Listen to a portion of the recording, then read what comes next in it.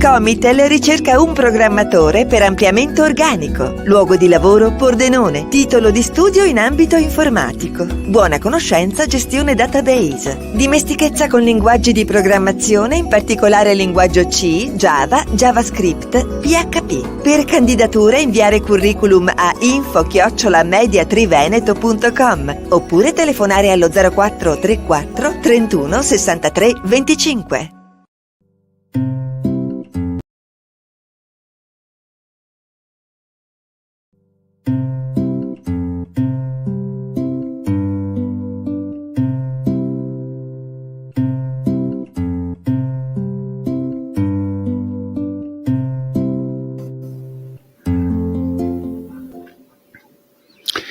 Un cordiale saluto gentili amici e amiche alla visione all'ascolto, ben ritrovati a questo spazio informativo su friulitv.net. Andiamo subito a vedere le ultimissime, partiamo con il meteo perché c'è un'allerta regionale numero 8/22 dalle ore 18 di oggi, martedì 28 giugno, alle ore 12 di domani, 29 giugno, allerta gialla per rischio idrogeologico e per temporali forti su tutto il Friuli Venezia Giulia.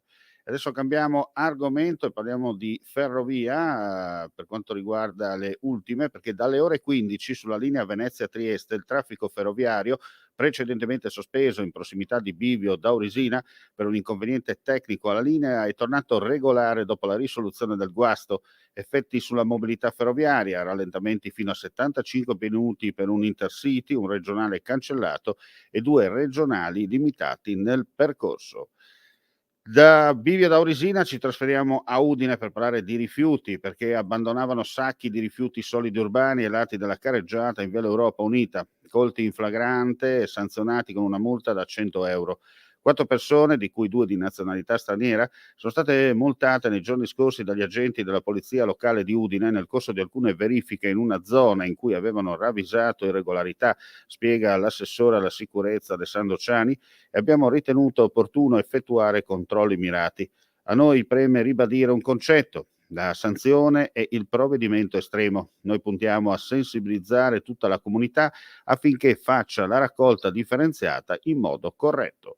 E ora andiamo a chiudere con un avvenimento che si svolgerà domani a Manzano, in provincia di Udine, perché alle 18:30 a Villa Tavagnacco verrà inaugurata la nuova sede operativa dei European Design Schule The Italian Getaway, un progetto realizzato grazie alla collaborazione tra gli European Design Schule di Kiev e il cluster Legno Arredo Casa Friuli Venezia Giulia, con il supporto della regione Friuli Venezia Giulia, assessorato alle attività produttive.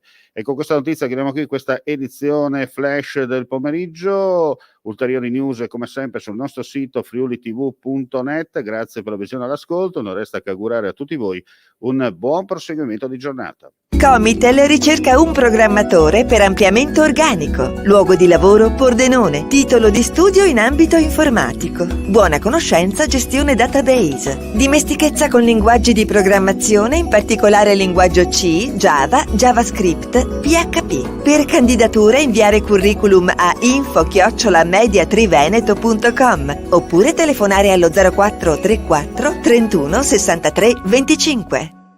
Dal 2 al 3 luglio